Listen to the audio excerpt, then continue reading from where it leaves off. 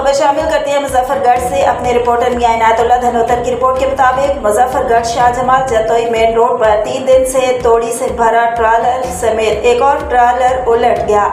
शाहजमाल ट्रालर्स उलटने से ट्रैफिक जतोई, मुल्तान, मुजफ्फरगढ़ और डीजी खान जाने वाली की लंबी लाइनें लग गई।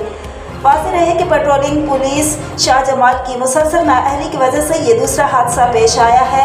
वाज़ेह रहे कि तोड़ी से भरी ट्रालर्स और ओवरलोड गाड़ियों की वजह से आए रोज ट्रैफिक ब्लॉक रहती है। दूसरी तरफ नज़र पेट्रोलिंग चेक पोस्ट मीर हाजी अपनी नाकिस कारकर्दगी को छुपाने के लिए और ताकत और इख्तियारात का नाजायज़ फ़ायदा उठाते हुए मकामी दुकानदारों को वीडियो बनाने पर संगीन नताइज की धमकियाँ देने लगे।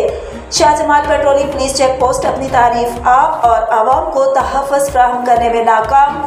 शहरियों का DIG पेट्रोलिंग से रोड क्लियर करवाने का मुतालबा।